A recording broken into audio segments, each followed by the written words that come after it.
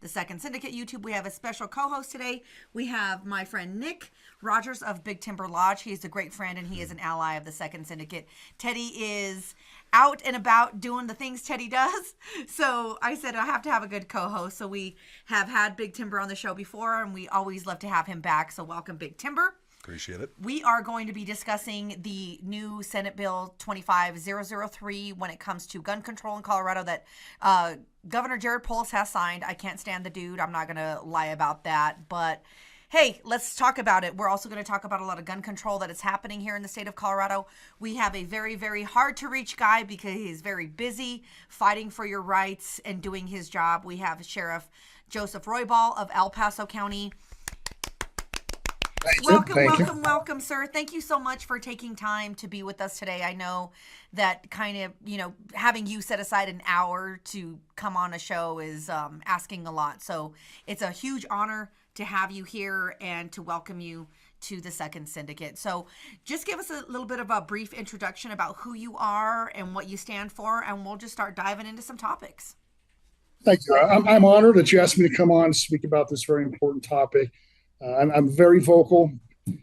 Just briefly about me, I'm the 29th Sheriff of El Paso County, the first Latino elected here in El Paso County to office of sheriff. I recently had a meeting, a little off topic, with Hispanic Pastors Association, Latino pastors. I forget exactly the name. Talk about immigration. Once I told them the importance of law enforcement and specifically the sheriff's role in working with ICE, I alleviated all their concerns, and they are supporting me 100% on that front as well. But we're here today to talk about guns. I'm a native of Colorado Springs. This is my home here in El Paso County, so I'm honored to serve as the sheriff, but I'm more honored and privileged, feel privileged to protect our rights here that I grew up with my entire life, hunting with my dad and my family, shooting sports. It's an honor to be I hate to say it, it almost feels like the last defense against what our own state here is trying to do, let alone the federal government. So I'm hoping we get some relief from our federal partners alongside us in fighting here what I think is the state is absurd in trying to remove and eliminate firearms from our state. And I just want to say one thing really quick for our viewers that might not be in Colorado. El Paso County, I believe, is the largest county when it comes to being a sheriff, correct me if I'm wrong, in the state of Colorado. It's south of Denver County. It's where Colorado Springs is, Manitou Springs, and it's a very large landmass. So you have a lot of jurisdiction over a lot of Colorado. Am I correct, sir? You are correct as far as the largest county when it comes to population. There are a couple of counties that are just slightly larger in landmass, but population, we are the largest county in the state of Colorado. Wow. That's really cool. And if I'm not mistaken, we have the largest military presence in Colorado as well in this county, as well as the largest amount of concealed carry permit holders. Absolutely. Yeah, buddy. So we're on YouTube, which hates the 2A, so we're actively shadow banned. So everybody out there, really, really support us in going to hit that subscribe button, hit that bell, sign up for notifications. Also head over to Big Timber Lodge and subscribe to him, because we here at the Second Syndicate believe in collaboration, not competition. We love to see more people getting involved in promoting the Second Amendment and speaking out against tyranny. Our friend Nick here, he does a great job of doing that. So if you're following us, support him. He supports us. We work together. We share information. We want to reach as many people as we possibly can. So if you don't resonate with us, maybe you resonate with Big T. Maybe if you don't resonate with Big T, maybe you like a wild and crazy little Latina crazy broad like me. So come on down and get involved with the Second Amendment, because if you're not involved in politics, politics is involved in you. Yes. And they're making decisions based on your life and your family's life and your liberties without you even knowing it a lot of the time. And that's one of the things that I wanted to get into with you. We'll just start jumping in on some stuff. The biggest conversation this year that we've had is Senate Bill 25003. It's on everybody's tongue. It's making national news. But what a lot of people aren't realizing is that that's one of a significant amount of bills that are just in the legislature this year. We have, I believe, 25 bills that are being litigated just in 2025 that say the word firearm. So if you don't think that that's crazy, people, that is absolutely asinine, that they are trying to take away our constitutional right to self-defense, our human right to self-defense. And Colorado is in the top 3 in the nation for violent crime right now. We are in the top 6 for rape. We are number 1 for auto theft and car break-ins. We are 47th in the nation for mental health resources. Colorado is suffering, and we are experiencing the reason the Second Amendment was written. We are experiencing tyranny firsthand. It is happening every day at the Gold Dome. And the reason we wanted the sheriff on the channel today is because we want to break a lot of these narratives that are street information. We have, we want to say that we have bad actors, of course, in the Capitol, but we also have some in the community of people that, there's a lot of misinformation. There's a lot of street knowledge of people don't know their laws. They don't know their rights. They hear certain things about guns. They think suppressors are illegal. They think, the sheriff's department and cops are there to be the extension of tyranny. And sometimes you do get a bad cop. Sometimes you do get bad law enforcement, but not everybody is a bad guy. And I grew up with law enforcement in my family. And one thing I want to say is how impressed that I have been from Sheriff Roybal, because I have testified in pretty much almost every gun control bill in the past 5 years that I can. I've missed a couple this year just with us establishing the show in the Second Syndicate, but I see you down at the Gold Dome all the time, and I see you standing, shoulder to shoulder with other sheriffs. I see you on the same panels as, one of our other co-founders, Teddy, and testifying in support of the Second Amendment. So I really want to say thank you to you, Sheriff Roybal, for being that person that's willing to push back and to actually be a representative of the people. It's very refreshing. Let's talk about your experience with Senate Bill 25003. I have a whole list of stuff that we wanted to talk about. So first of all, what a lot of people don't know is concealed carry laws are changing in the state of Colorado because of last year, 2024. They passed new concealed carry requirements that are effective July 1st, 2024. And I'm also a firearms educator and instructor in the state of Colorado. And what's going on is there are so many people that are booking appointments with different counties to get their concealed carry that appointments are being pushed back already past July 1st.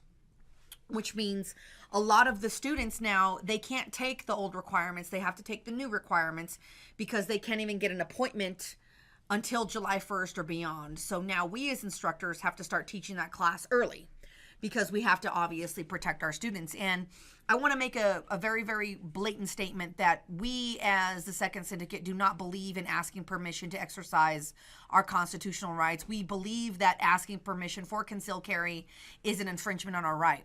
And I'm sure that you agree with me on this, and I'm sure you do as well, that despite the fact that we have these ugly, ugly laws, we still need to stay armed as people. We still need to continue to fight, but we need to stay armed. Now, as your experience as Sheriff Roybal, what do you see is a lot of constraints and delays for El Paso County for the new CHP process?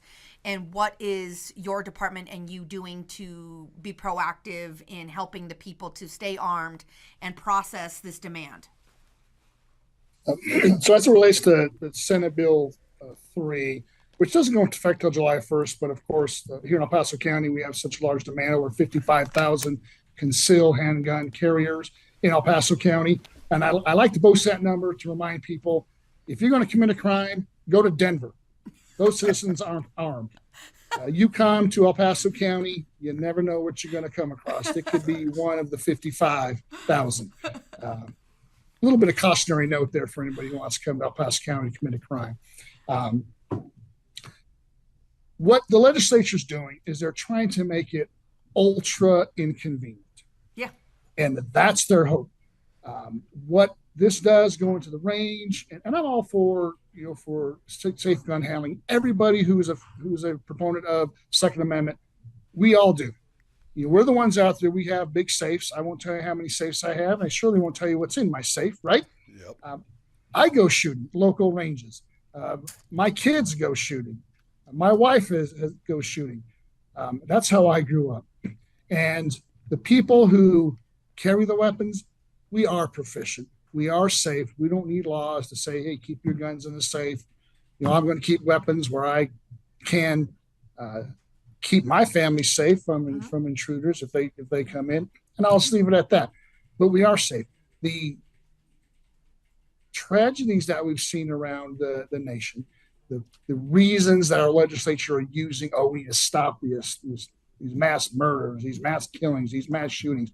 Well, they're mass killings. They're not always done with firearms, but they use any reason, any example. They use Club Q. That's a big hot topic here in El Paso County, specifically Colorado Springs. And I'll talk about that a little later because it involves my office. I'm down here in Colorado Springs. What they're trying to do is make it convenient. And I think it's going to work. That's my biggest fear. My biggest fear is not that they're passing these laws, but the laws are going to work.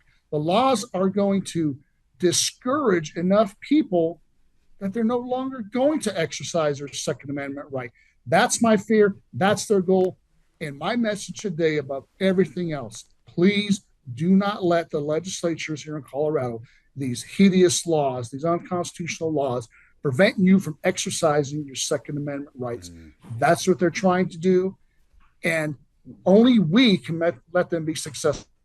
They'll succeed at passing the laws because a certain political party here in Colorado controls everything. They control every branch, the House, the representatives, the Senate, the AG's office, the governor's office. They control everything. So yes, they're going to pass these bills. So let's look beyond that. Okay, if they pass the bill, and that's my role as sheriff. Some people say, well, sheriff, don't follow that law. You go against it. Well, I can't, because if I do, then my citizens will not be able to purchase a firearm because I don't approve the sale of a firearm. You all do in your shops, right? They go through a test, a background check. The state has some stake in that, the federal government. We don't say who can purchase firearms in that background check.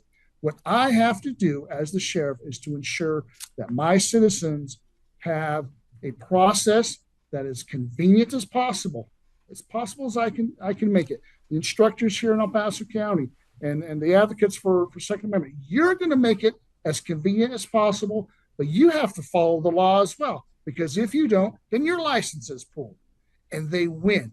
So I am looking at how many staff I need to schedule the appointments, trying to anticipate gun sales. We're doing studies now on how many firearms are sold here in the state of Colorado. And guess what? We have reached roadblocks trying to find that information. The state has that information. Hey, how many firearms are sold here in El Paso County? Well, we're having trouble finding it. Of course you are. I'm trying to anticipate how many firearms are sold so I can get enough staff. I'll have to go to the county commissioners and ask for more funding because I don't have the budget. I didn't anticipate that this unfunded mandate is going to be shoved down my throat. Now, don't get me wrong. I am glad it's with the sheriffs, the individual sheriffs, and not the state of Colorado. In one version of this bill, the sheriffs weren't going to do the background check. A state agency, and I'll leave it at that, a state agency was going to do the background check and provide the permit. This is how absurd it is for people outside of Colorado and maybe haven't followed it. A permit to go and take a safety course. What class do you know anywhere where you have to get a permit to go take a class? Right. Ridiculous. Yeah. Well, that state agency, I'm not confident that state agency would have made it convenient for our consumers. As a matter of fact, I'm pretty confident they would have made it so inconvenient. People would throw their hands up and say, nope, I'm not doing it. But here's what's scary. Just yesterday, I'm at an event and one of my constituents comes up and said, hey, Sheriff, I tried to renew my CHP, but I concealed handgun, but I can't do it until later in the year, so I have to take the class. And I just don't have the time. I don't want to go do it. Now, it took me 1 minute with her, and I said, you absolutely are going to renew your concealed carry permit. Here's why. Because if you don't, they win. That's their goal. Yes, the class is going to be inconvenient. We have a list of instructors on the website. Go to that list. All of those people on there are going to make it as convenient as possible while still following the law. Because if we don't adhere to the law, then guess what? The state's going to come in, shut you down. That's one less resource that Second Amendment advocates have. They're going to come in and check me. So that's why I will follow the law. as written, to ensure that the Second Amendment and access to firearms to my constituents here in El Paso County is as convenient as possible and legal, because the last thing I want to do is turn my citizens into criminals, which this law can easily do. It is absurd. And that's the design, right? Is to make it so unattainable that people are discouraged. So they know we're going to be rebellious and we're not going to want to do it. But that's the way that they make people disarmed, and that's another agenda of disarming people, is making it so obtuse and so unattainable that people just don't do it anymore. And I really want to explore this topic a little bit more. We're going to take a little break here from an ad for one of our sponsors. We have an ad for MyPillow. We're going to have that go on here in a second, and stay tuned and stick with us. Hello, everyone. I'm excited to announce the next generation of energy drinks, Rev 7. It has no sugar and no caffeine. Instead, Rev 7 uses Go BHB. Go BHB is one of the body's primary ketones, and it provides the most efficient and clean fuel that your body needs. It also helps you stay energized all day with no crashes. Not only that, it produces 3 times more brain energy than sugar, which helps boost your memory, focus, and mental sharpness. It also helps reduce stress and helps balance your mood. Rev 7 does all that while being the best tasting energy drink ever. So go to mypillow.com or call the number on your screen. Use your promo code to save 20% today. I'm so sure you're going to love Rev 7. For a limited time, you get our introductory 3-pack absolutely free. I drink Rev 7 every day and I absolutely love it, and so will you. All right, we are back. Thank you so much from our sponsors for supporting us. It means a lot to us that we have people out there that are helping get this message out there. I know that Big Timber has some questions that he wanted to ask you, Sheriff. Yeah, Sheriff, you have been great in my tenure of living in Colorado Springs, but I have questions as if I'm a Coloradan that lives in, let's say, a less than friendly county when it comes to the Second Amendment. And in SB 03, there's a may issue discretionary measure put in there for the sheriff of your county to be able to investigate you beyond whether or not you're a criminal, but it's up to the sheriff to decide if they feel that you're a potential threat to yourself or to the community if you're allowed to purchase firearms. How do you advise somebody that lives in one of those counties where the sheriffs might have a bad day or just feel, I don't want the people that live in my area to be able to own firearms, so I'm not going to be able to issue or I won't issue these Colorado identification cards? How would you advise a Coloradan to deal with that situation, That's a great question.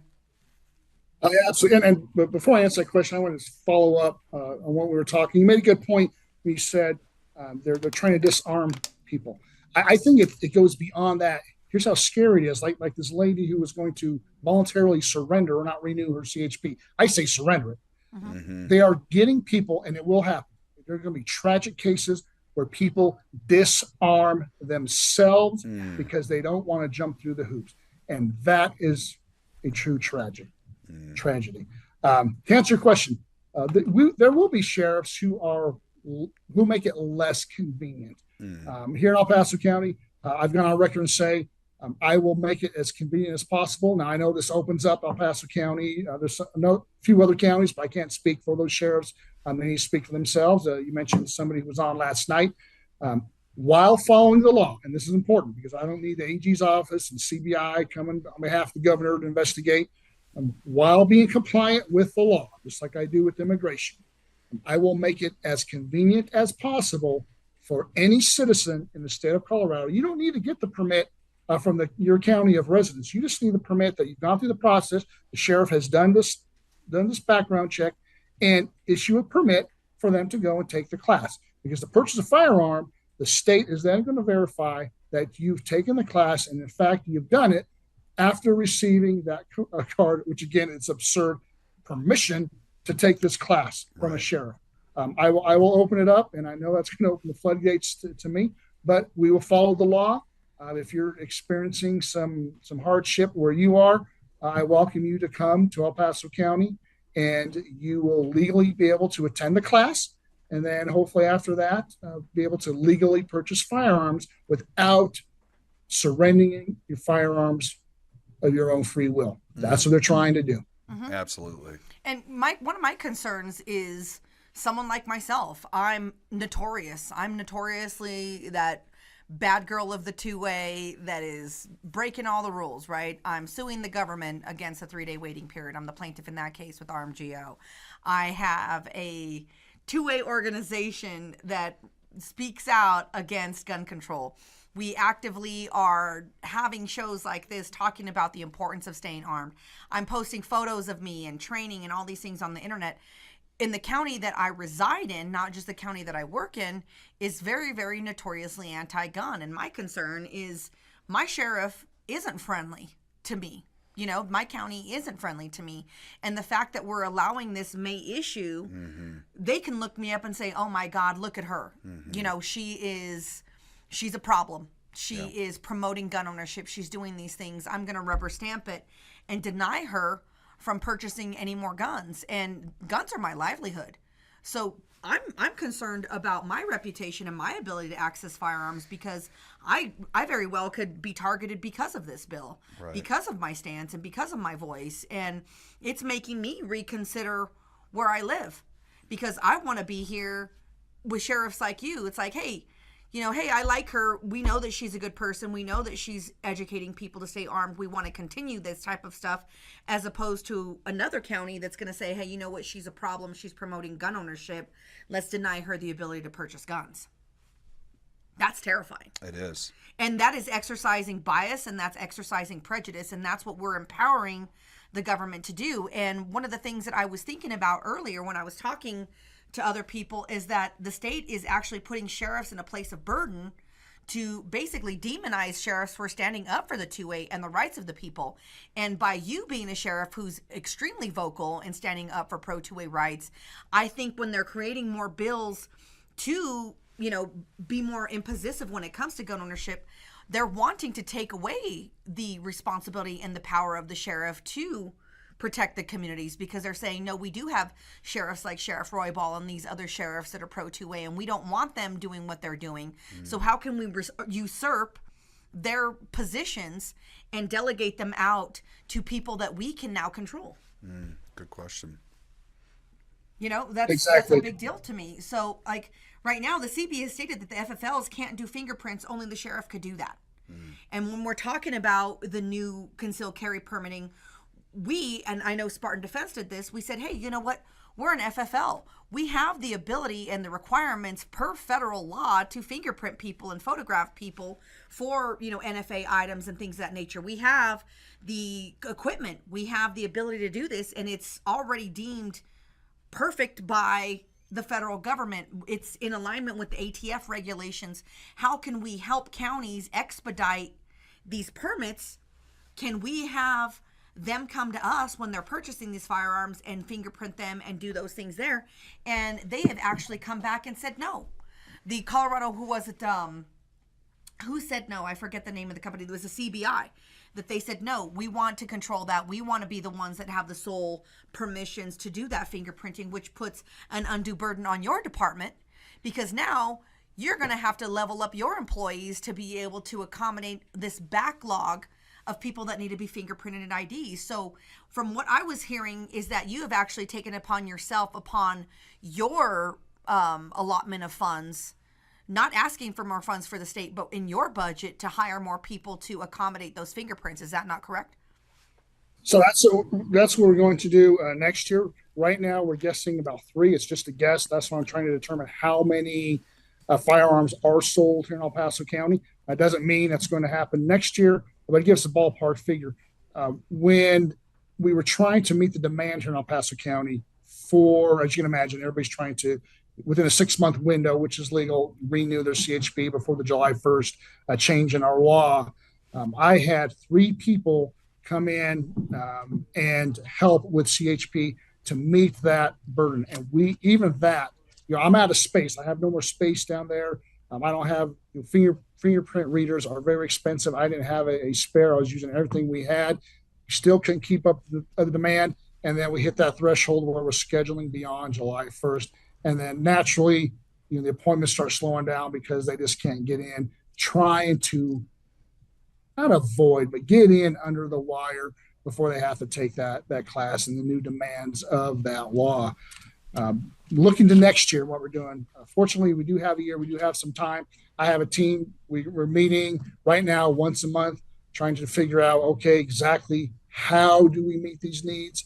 Our current plant space, if you will, a concealed handgun program. For me, it's going to be in conjunction with concealed handgun program. It just makes sense to live in that shop, if you will. What space? Okay, where can we allocate some new space for what we believe is going to be a minimum of an additional fingerprint reader, maybe 2, 3 more personnel. That's just to meet the need that we're anticipating to take this safety course to purchase firearms. That's not even talking about concealed handgun program, CHPs. Having 55,000 here in the state of Colorado, here in El Paso County, being the number 1 for those. I'm curious to see those numbers over the next year. I'll report on those. Hopefully they do not go down. The message is please, please, please continue to get your concealed carry. I, for one, am a constitutional carry. I believe everybody has the right to carry a firearm. Where I live, not within the city of Colorado Springs, I see it pretty regularly, people carrying a firearm. It does not intimidate me. Right. Here's the mess. Here's what legislature is doing. It actually makes me happier when I know that people are strapped, because it's like, yes. Absolutely. It's not the person who's carrying it on their side. It's the person that's carrying it concealed that you have to worry about. Yep. Concealed illegally.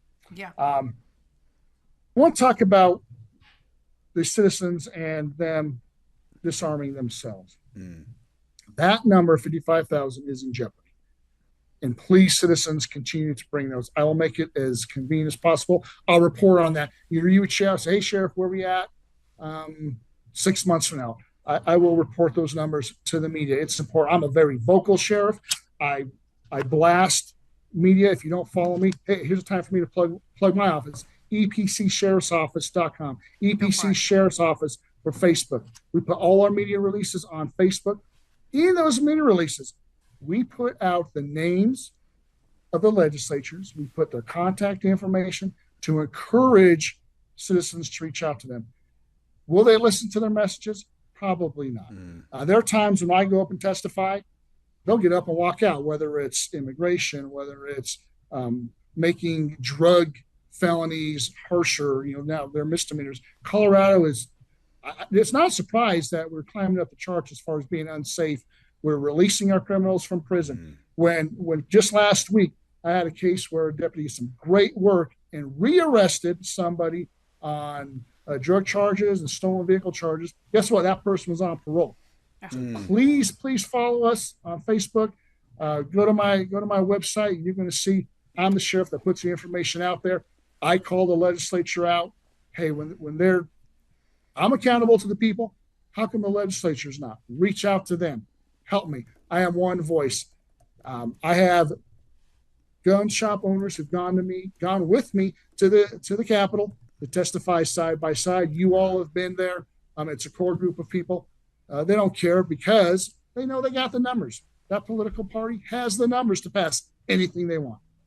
I've got a question for you really quick, sir. It's from a viewer with the Big Timber Lodge who lives in a unfriendly 2A county in Colorado, up in Boulder County, right?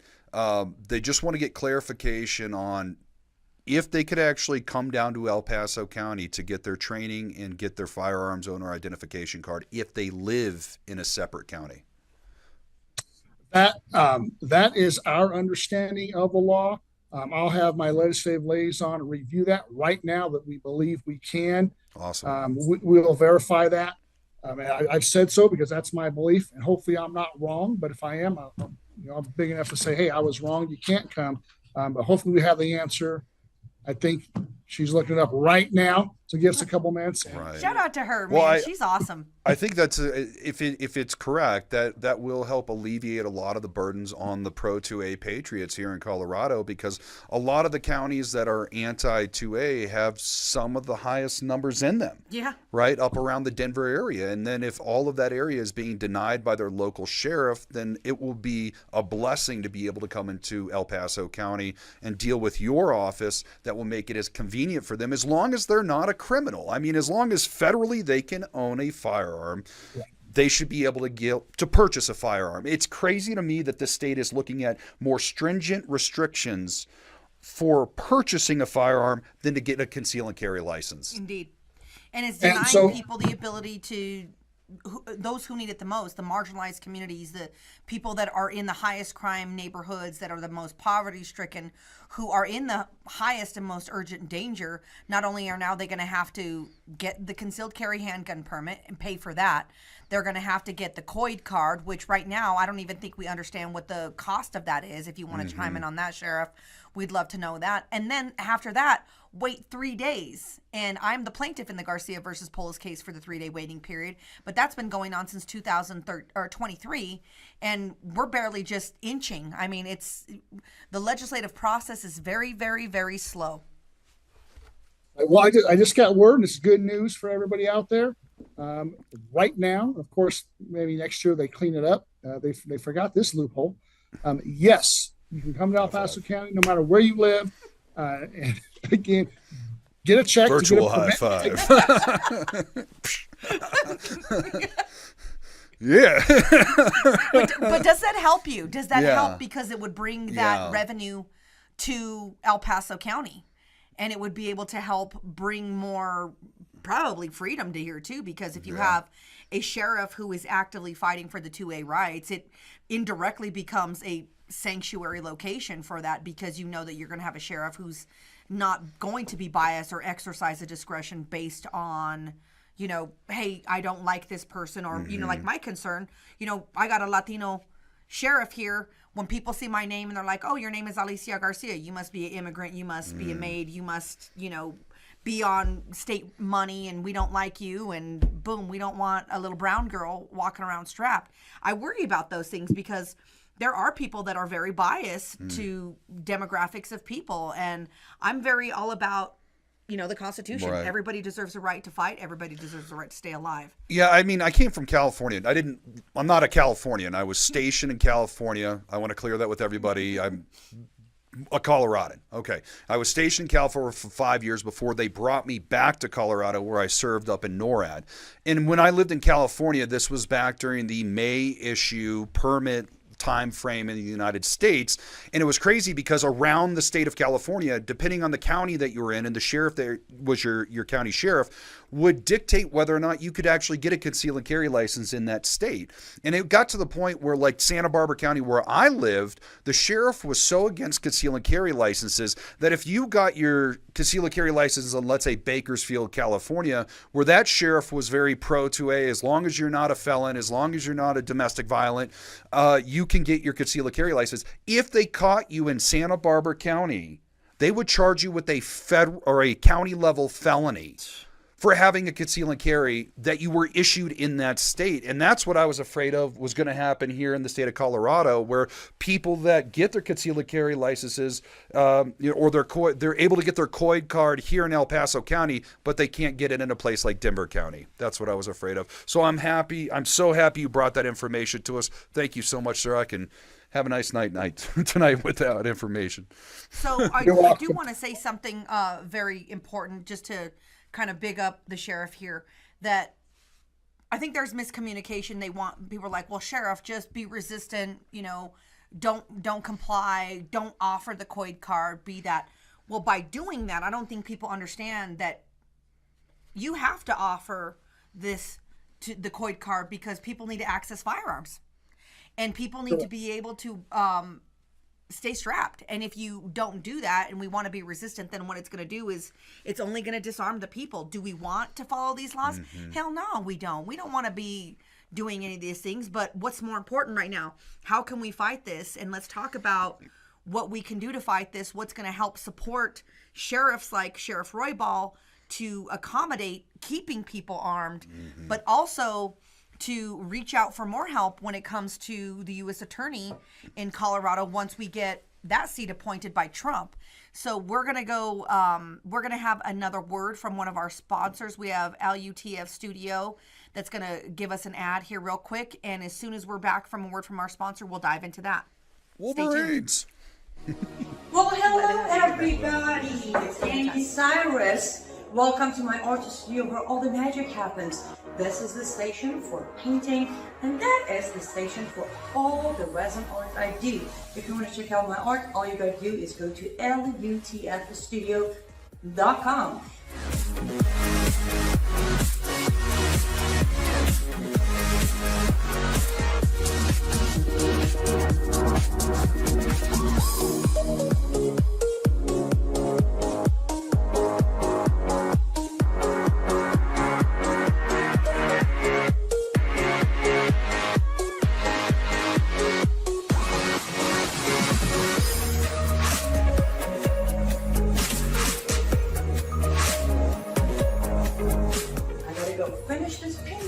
But I'm sure, for at least I hope, I'll see you at lutfstudio.com.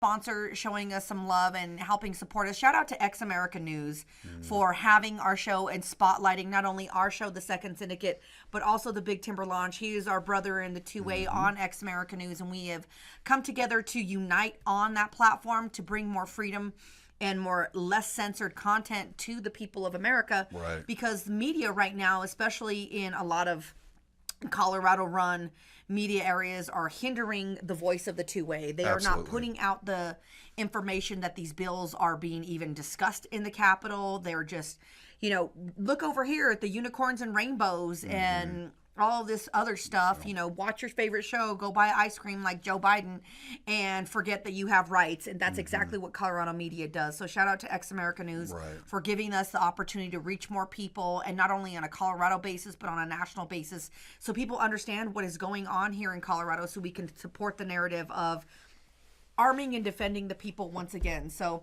back to the topic that we were just discussing about the U.S. Attorney in Colorado, how that's going to work out, because right now we are in a transitional period. The U.S. Attorney of Colorado is going to be appointed here. We don't know who that is yet.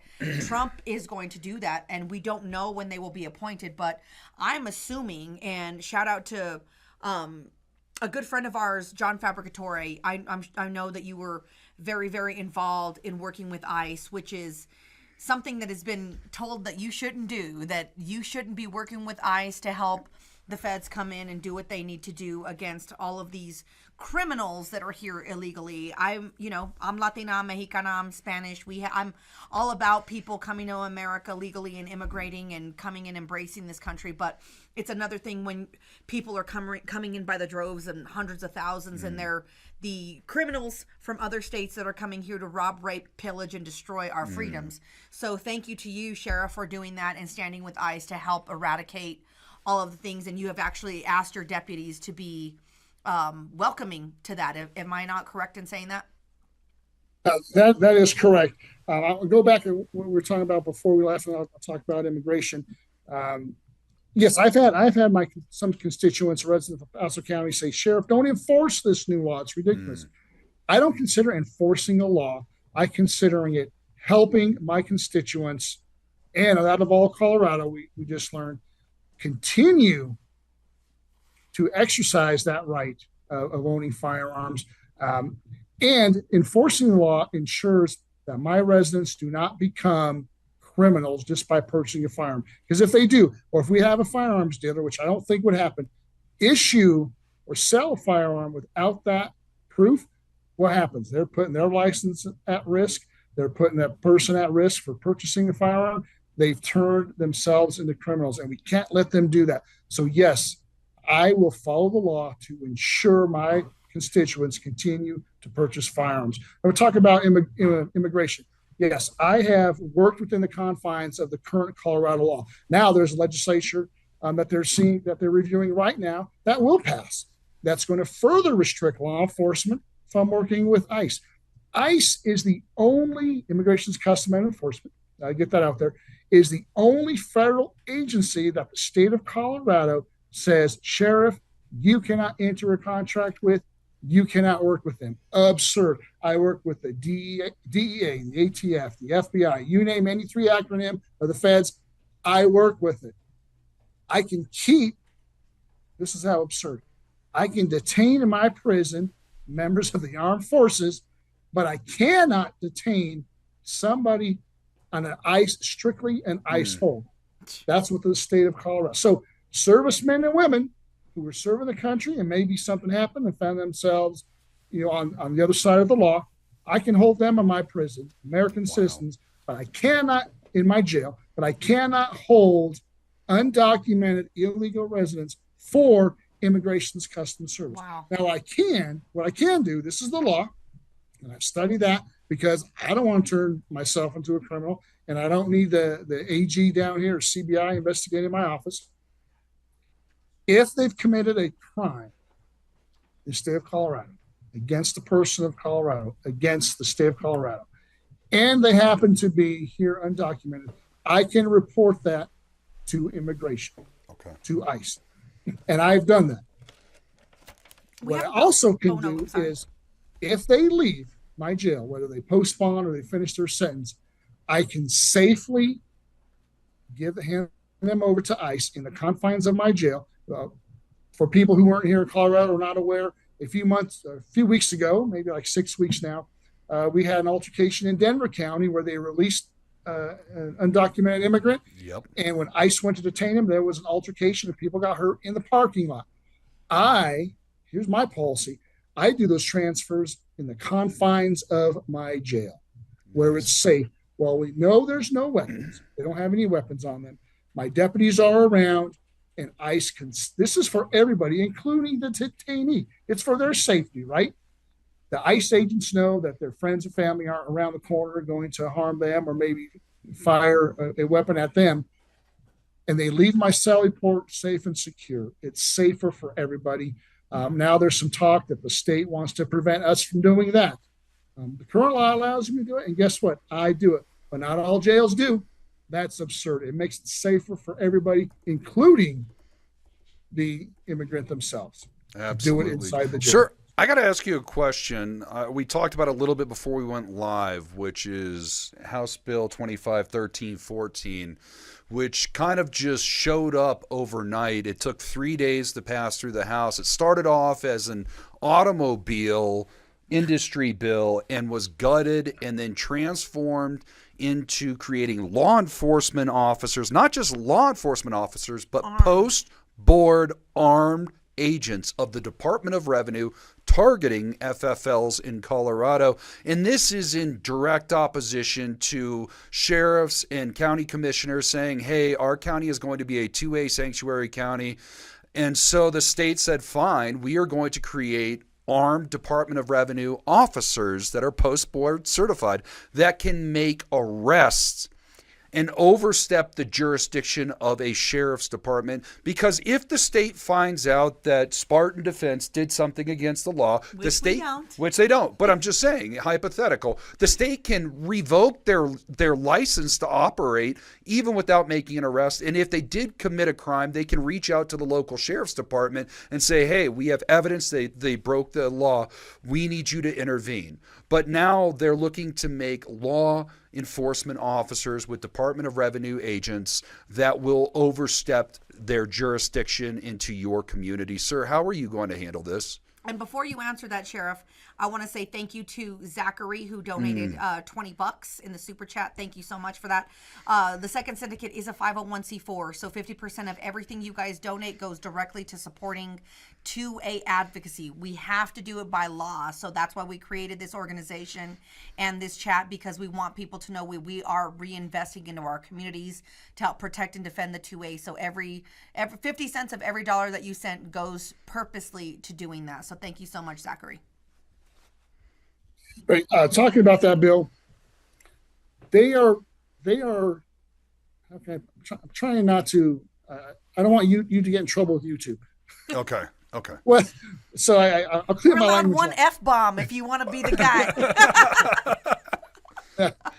They are assaulting our Second Amendment rights at every single level they can. They're trying to get the citizens to disarm themselves voluntarily by not jumping through their ridiculous ass hoops. Now they're trying to arm an agency, a state agency, because they didn't do it with this. They allowed the sheriffs to go ahead and issue those cards, which is good. They thought they were punishing us for doing that. No.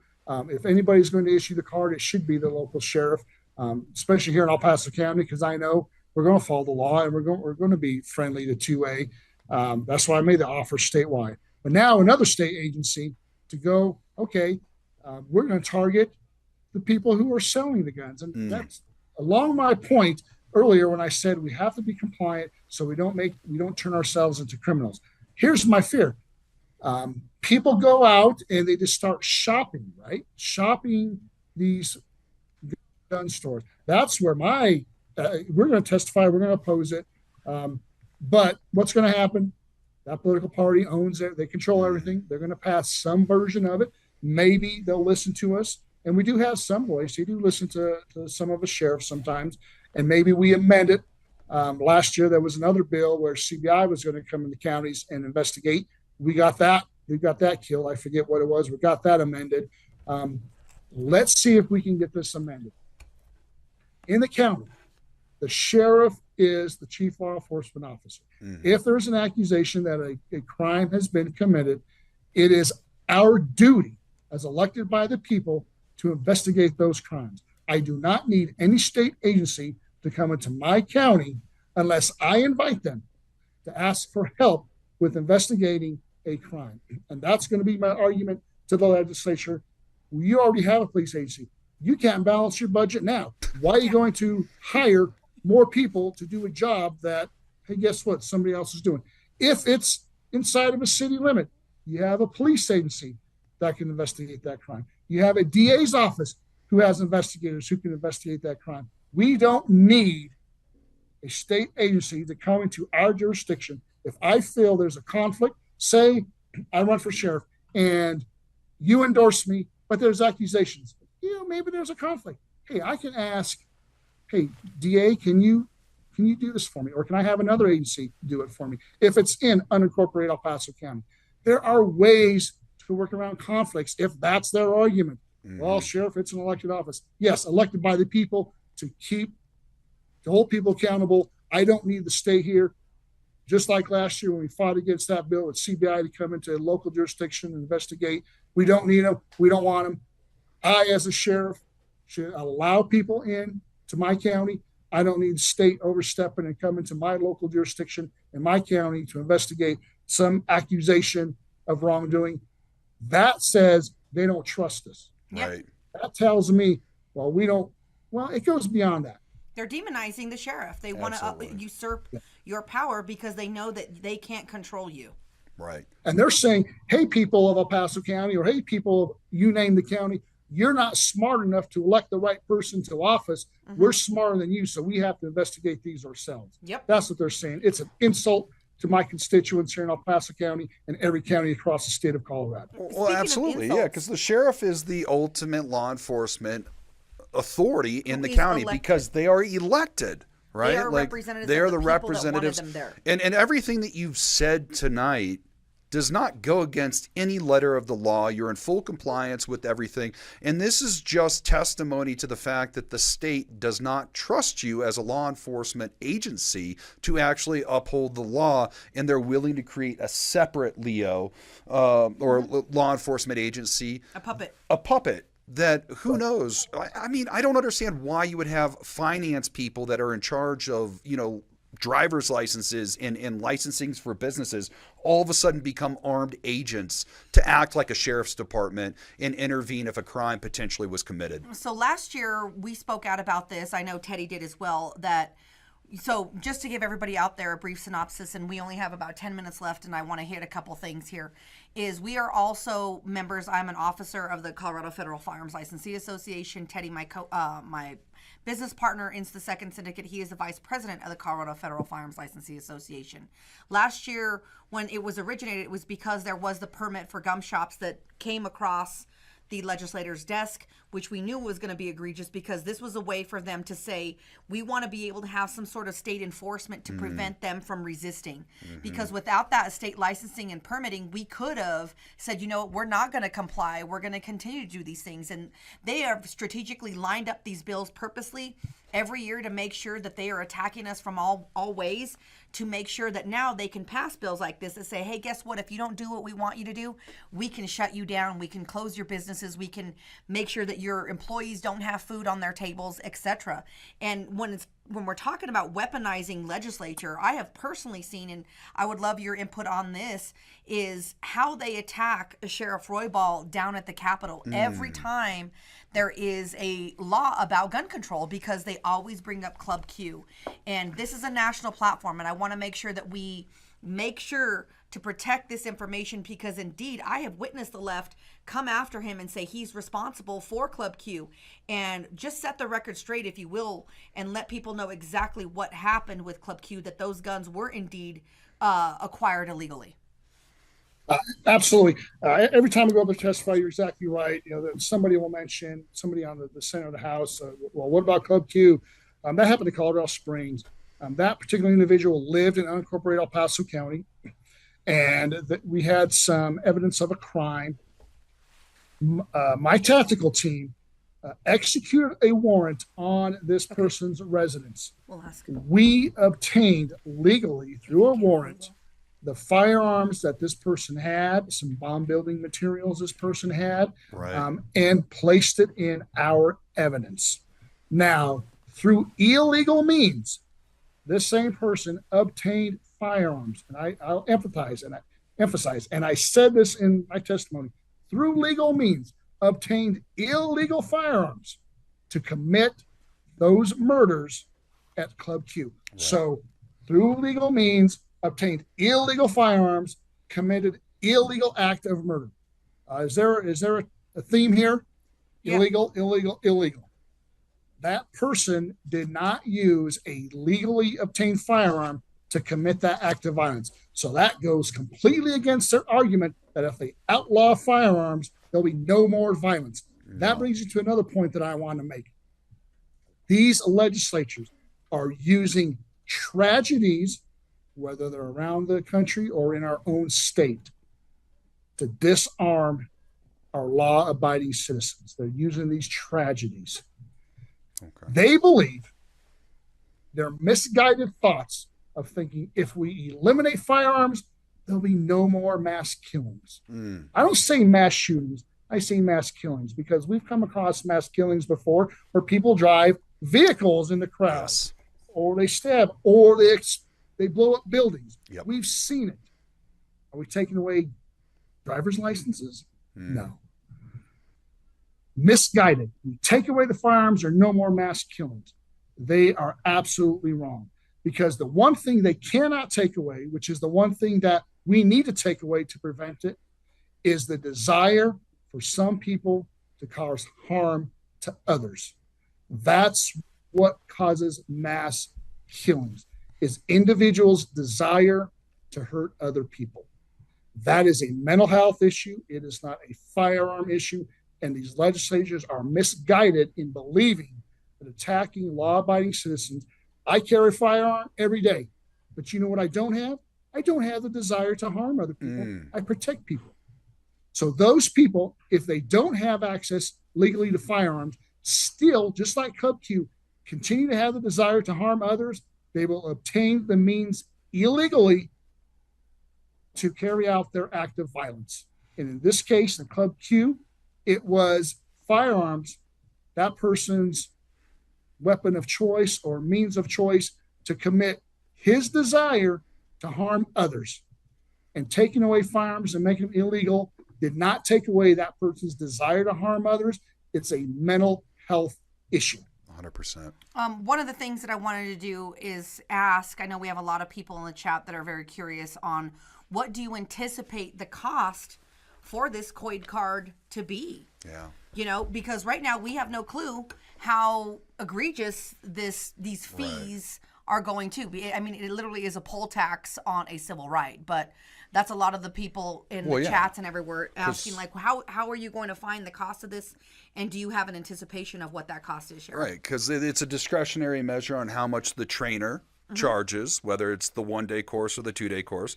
It's how much is the state going to charge you to be put into a database and issue you your card, and then it's up to the sheriff's department as well, based off of the requirement of FTE and manpower to make this happen with the fingerprinting and the investigation. So there's so many different financial hoops that we're having to jump for as well. All you can really answer is, like, from a sheriff's department standpoint in El Paso County, what is the expected cost for the investigation and fingerprinting?